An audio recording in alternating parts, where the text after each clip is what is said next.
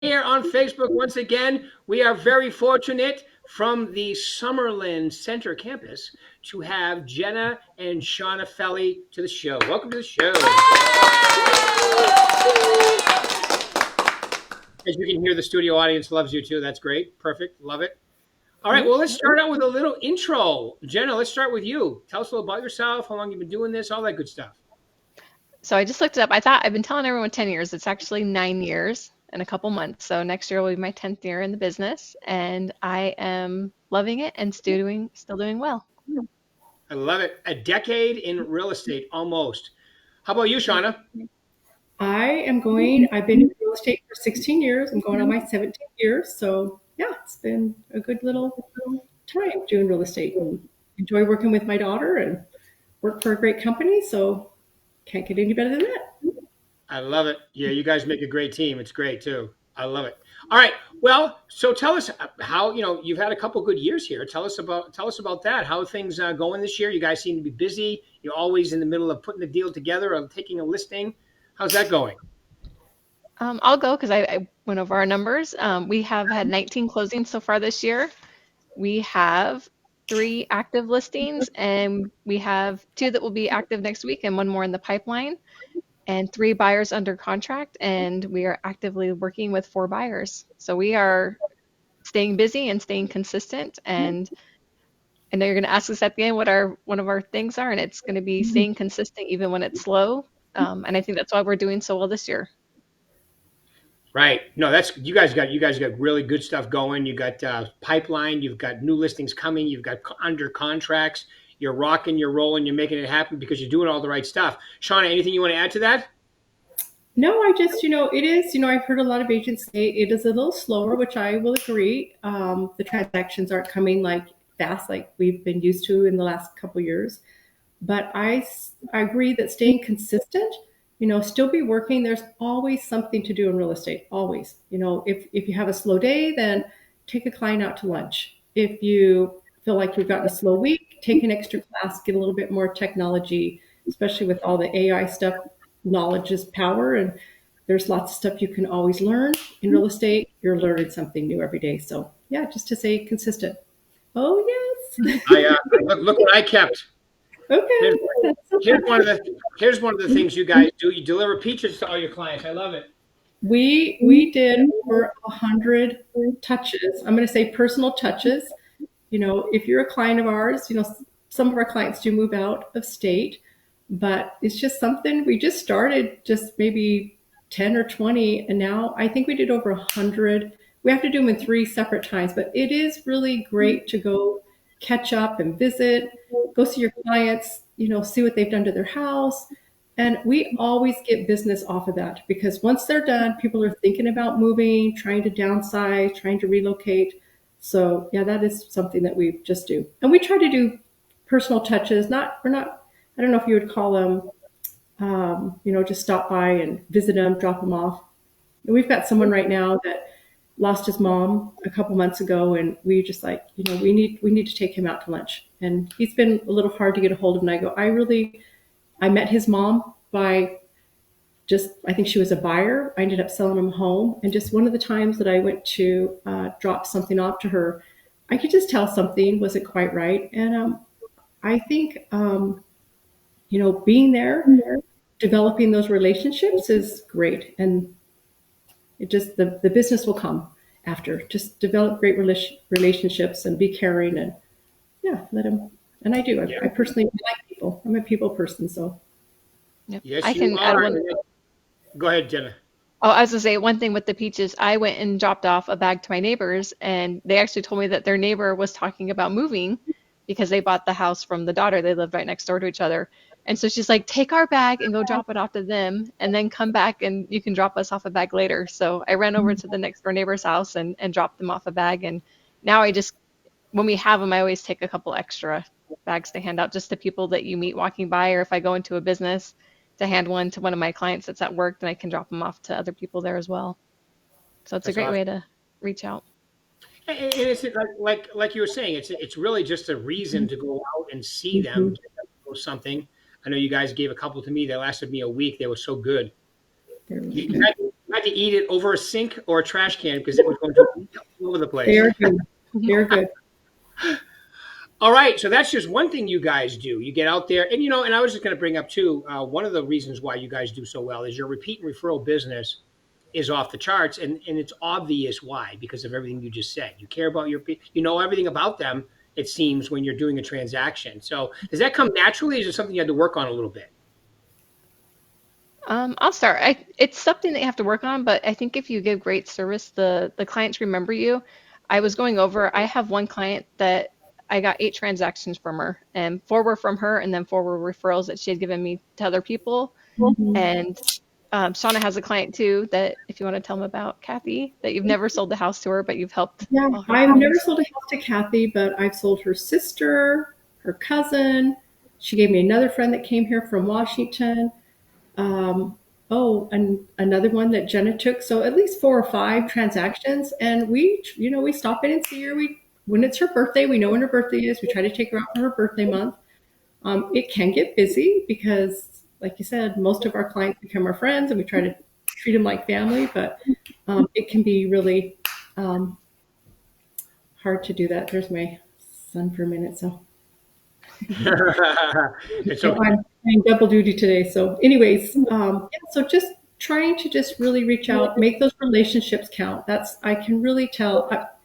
I'm in the relationship. I mean, I'm in the business because I genuinely want to help people. I think home ownership is one of the greatest things that, you can have.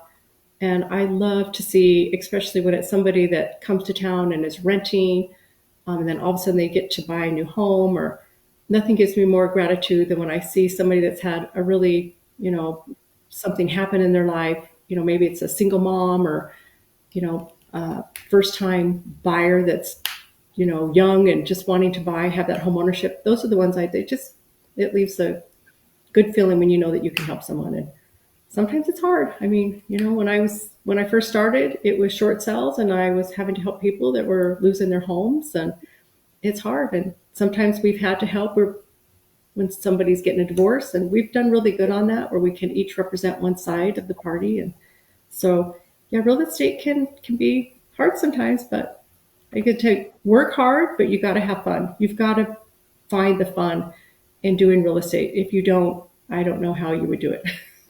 You still got to enjoy. You got to enjoy real estate. You definitely have to enjoy. To me, that's one of the reasons I get into it. Like you said, it was when I started, home ownership was really exclusively referred to as the American dream. You don't hear it called that as much anymore, but I firmly believe that it's their most valuable asset. It's their best tax deduction. It's where people grow wealth and are able to retire. A lot of people use it for that. And, and then we get to work with them. They raise their families there. They, get married. They do all the stuff that they do in their home. And then they call or they bring you in to help them with their situation, whether it be buying or selling. To me, it's an honor and it is a great thing. And if you really care about people like you two do, it really shows. And that's how you get repeat and referral business. Plus, let's face it, fiduciary responsibility. If you really look at your fiduciary responsibility, which is what we have as licensed agents in the state of Nevada, it's really the golden rule on steroids, right? It's really what it is. Yes, I agree. And I have my client, and then she's like, "Thank you for being so patient with me." And we went under contract, backed out of a contract, went under contract again, back out of a contract. Finally, like third time was the charm, and they ended up getting the home. But she's like, "Thank you for being so patient with me." And I go, "I will take my time with you. I want you to be happy, because if you buy this house and you don't like it, every day you wake up, you're going to be mad at me for the next 10 years or however long you're there." And we just want to make sure that it's a great experience, so that when time does come to sell, that you remember us and you've thought of us over the years as dropping off those gifts, being there for, the birthdays, holidays, and throughout the year. Very good point. Very good point. It's so true because, it's like anything else, right? Whether you're running the country, running a business, selling them houses, when things are great, they love you. When things aren't great, they kind of look at you too. So it's kind of the same thing, even though we are not responsible. My name is not the market, neither are yours, but sometimes it just seems to go that way. All right. Anything else you want to tell us about how you do your business that you think would be advantageous for them to hear? Then I'll get into the points. Points. I'll go first this time. So I've changed it because I knew some of the questions you were going to ask, like what would you do different? And I don't know that I would do these differently because it seems like I got a little bit when I first started the business. And one was, and I can't think, I remember she was in our office. I don't remember her last name, but her name was Tammy, brand new agent. And she said, Shawna, come with me. I'm going to show you Sun City Summerlin. And that's where she specialized. She basically showed me where there's some beautiful homes up there. They've got beautiful views of the city, showed me the clubhouses. And I was like, you know what? I can't think enough and so grateful for somebody to take a new agent. And that's where my second part would be as a new agent is, don't be so busy that you're not willing to help somebody else. And I really do. We don't have like trying to think of that where you have somebody come in and you've got like a mentor, which I know some of the agents are really good about doing that. And I have helped other agents too. But just, be able to take someone, ask an experienced agent if you can shadow them on a couple of listing appointments or buyer appointments. You can role play, but until you are in that situation, you want to, be experienced and have that experience. So that's where I go, I'm so grateful. And I look back on that and I told Jenna, another one, her name is Anne. Hopefully, I think she's still with our business. For your first listing appointment, it was a short sell for me. I was so nervous. I was shaking. I was like, oh my goodness, what am I going to do? It would be so nice to have somebody, because that was still pretty new for a lot of agents too, doing short sells. And out of the kindness, she went with me on the appointment. And I go, I can't stress that as a brand new agent, it's like being thrown into the fire when you take your test, get your license, and all of a sudden, hey, you got a buyer. Hey, you got a seller. What do you do now? So, and I'm sure we have great teachers through our work and classes and stuff, but just being there in front of that buyer or seller, it's different. Yeah. Well, it's one of the things, like when I first started with the company and I was talking with Mark, one of the things that really impressed me about the company is what you just said, is how you have agents in here that are willing to help each other, which is kind of rare. It really is. All right. Because most agents are like, I'm not showing them what I do. They're my competition. But really, there's plenty of business out there for everybody. So it's good when you actually help. Plus, you feel really great about yourself when you help somebody else out. It's really that simple. Yeah, right? I don't know about that, but talking with other agents, even from different brokerages, if you can just get those relationships, even with the other agents, I love that. There's a couple times I'll close a deal, and I'm sure, Jenna, you have done that too, where you don't even meet the agent on the other side. But when I can meet that other agent, I try to show up at the inspections, or sometimes I'm always there for the first showing appointment. But those are great. And sometimes we talk, or you're trying to share comps with another agent that you might have another listing. So make sure that you're building strong relationships with other agents, because it will pay off. Definitely.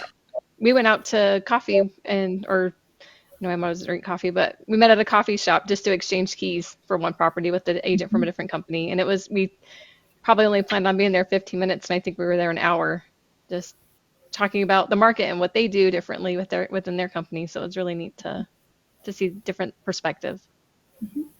Yeah, the connections you make too. How about you, Jenna, doing your business? Like, what are some of the things that you think that would be good for them to hear as far as things that make you guys successful? I know one of the things I said last time, be a forever learner. Always be out there learning, trying new things. I don't think you can get enough information. I know my mom was talking about, taking the classes for 1031 exchanges and foreclosures and probate. If there's something new out there, I take it, I learn it, try to get those designations. I know they help. At least I think they help. And it opens you up to a broader market of people. Right. And you guys go over and above too.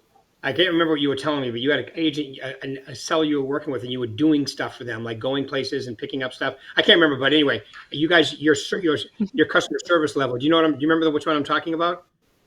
I don't know. I do a bunch of.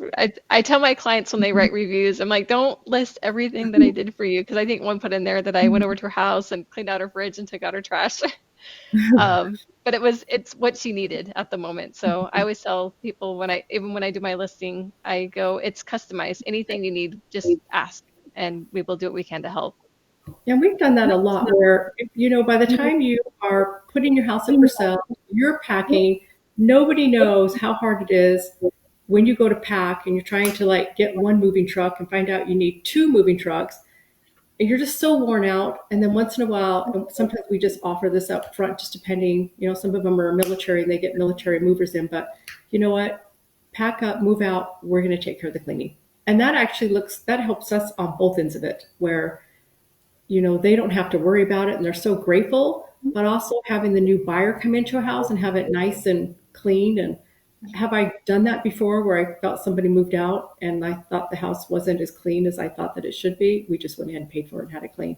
They weren't even our clients, but we wanted it to be a good, experience for them. So we've done that. Haven't had to do that too many times, but I just remember. Yeah. Yep. That's great. No, it's great. And like you said, it's the old golden rule too, right? The old karma, what goes around comes around, what you do comes back, and it's just the right thing to do. So I love it. All right, cool. All right, anything else you think these people should know about today's business, what you guys do, how to be successful in this realm called real estate? Anything else you want to add to it? I like what Jenna, staying consistent, doesn't matter what the market does. I'm waiting for this one. They say they go up and down and up and down. And I do feel like where we've got so much inventory right now, it'd be great to have a buyer. I've been out with buyers and we pretty much go, what are the 12 houses? Which ones do you want to go see? So they don't have to be in a rush. There's not a ton of multiple offers that we're coming up against. But take the time mine would be just work in your business and work on your business. Two different things. And I think that will help make you successful. So sometimes working in your business, prospecting, working on your sphere, getting your CRM caught up. That's one of the things I would say, just have a plan. And if I could change that, I would just be better about having that set up and write notes when you meet somebody, make sure you put them into a CRM, put them in your phone, because it'd be interesting. I wish I could know that number, how many people that you actually touch doing real estate. I mean, that's a hard number to go back and figure out, but there's really is. And I know that you've been very diligent on getting everybody in the virtual agent center, and that's our CRM, and making sure they're getting stuff from you, some digital marketing and so forth. Because when you're out there creating the wave, right? Like you're creating the business and so forth. It's good to take advantage of the reciprocal business that you'll get if you're just doing the other things, like a CRM that sends out drips, social media, and they see you doing things. I think a lot of agents need to understand that all those things together, it's never going to replace the things that you're doing, talking to people, being disciplined, being consistent, but it'll definitely add to your production numbers. And my theory was, as an agent, why wouldn't everybody get to use me, or you in this case, because you guys do incredible service and you guys do a great job. We're not perfect. Our CRM, we struggle with that once in a while, but we're working on it. Sometimes you get caught up. You're so busy that you forget things. Like you said, your procedures, like you could meet somebody, write them down on a piece of paper, a note, and then 3 months later, you come back to this little note and go, oh my goodness, who were these people? Was I supposed to, so I have to be really careful on doing that when you're busy. So I try to keep a book with me that when I meet somebody or I'm working with the client, Jenna's helped me make this book where I can just put a bunch of information, and from that it goes into our CRM, and then I can keep that book, back over it, go, hey, did I follow through? Is this one, are all the boxes checked where we're following up? Did we meet what they needed? So yeah. Good. How about you, Jen? Anything you want to add? No, I just stay consistent even when it's slow. So Right. Just kind of pushing that to the point. Like even if you're not out selling houses, reach back out to your sphere. If you don't have a deal going on this week, maybe follow up on one a year ago and check in with your clients, see how they're doing. Yeah. And I would also say that you're also big on education. Like you said, designations, going to the national seminar, the convention, going to local training and all that kind of stuff, being involved in my coaching, both of you, plus you were involved in the Forever Agent coaching forever, right? So, I think that's kind of important too, right? To keep the axe sharp, so to speak. Yep. Yeah. I will push the Forever Agent coaching I believe they're still offering it. I love it. I still do like a round table once a month and we meet together with a group, but if there's any agents out there that haven't done it. I don't want to say that I was overqualified, but I was like, I want that good foundation to go back. And they make you stay consistent, and they make you say, hey, we're going to show up twice a month on this day, and you're going to send in your pipeline trackers so that you can actually see progress. So if you haven't done it, I highly recommend it.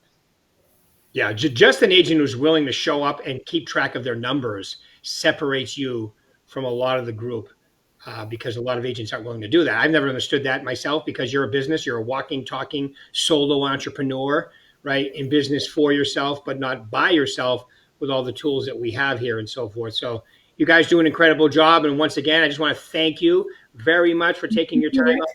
No, thank Really you. appreciate you guys. We appreciate it. Okay.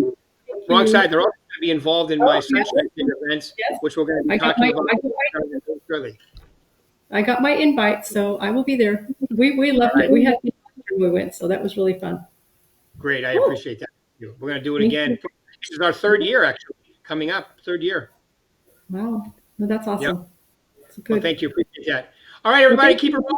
Thank you again, Jenna. Thank you again, Shawna. Appreciate your time. All right. Thank you very much. Always. All right. We'll see you. Okay. Thank you. Bye.